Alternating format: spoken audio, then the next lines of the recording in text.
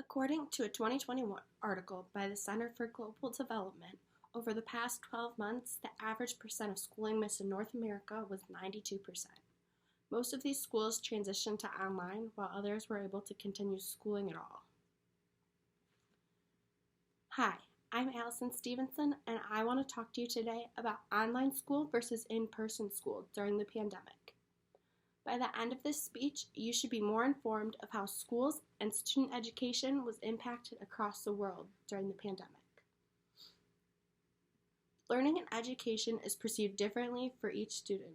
It's up to each individual to decide what works best for themselves. Now you might think, why should I care about this topic? You should care about this topic because we all went through that tough transition of being in person to online to in person again during the pandemic.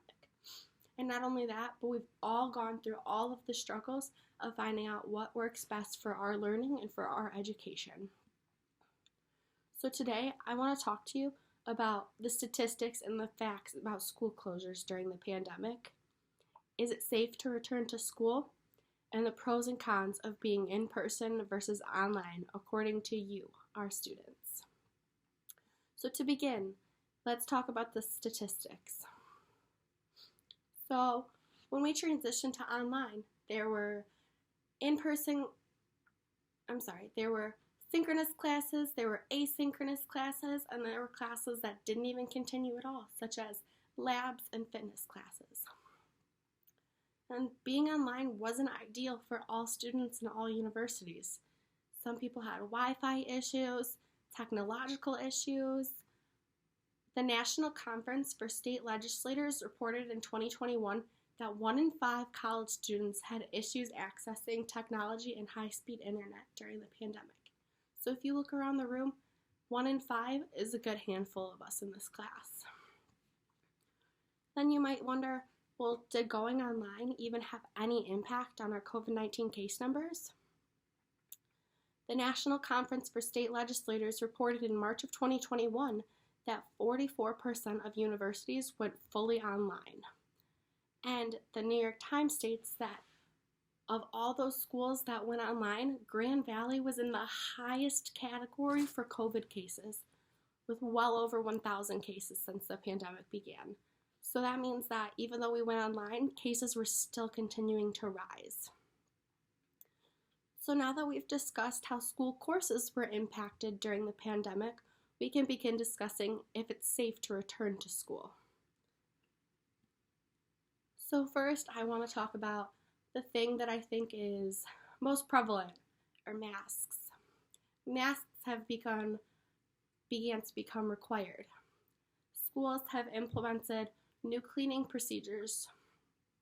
Testing and screening is required before going to classes, like our GV self-assessment. And Grand Valley is on an upward trend for vaccination policies. So, after making all of these changes, the vaccination policy, wearing masks, has that impacted our case numbers since going back to school? Currently, if you look at the Grand Valley COVID dashboard, we're only showing 65 active cases at Grand Valley. So from that New York Times reporting of 1,000 to 65 cases currently, that is a big leap.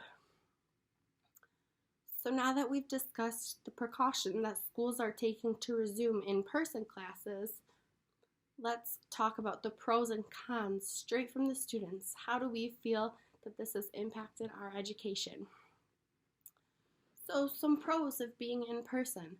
Students have stated that face-to-face courses help me organize my day better. Face-to-face courses allow my scores and tests to be higher. Some pros and cons of being online are less motivation, harder to follow the schedule. So being online, you might feel like you're at home, you can do it whenever you want, but that might not be a good thing. You think, well, I'm at home, I can do it whenever I want. Why don't I wait until the last minute if I don't have to do it right away? So after hearing this speech, you should know more about how the format of schools has impacted students during the pandemic. Clearly, learning is different for every student, and not every student is going to have the same feelings about how the format of their education is laid out. Not every student is going to want to be in person, and not every student is going to want to be online. It's to each student to make their own decisions. So to review, today we've talked about the facts. We've talked about how safe it is to return to school, and we've talked about how students feel. So in the beginning of this speech, I told you that 92% of in-person schooling was missed during the year of 2020. Now, it's up to each of you to decide if you really missed it or not. Thank you.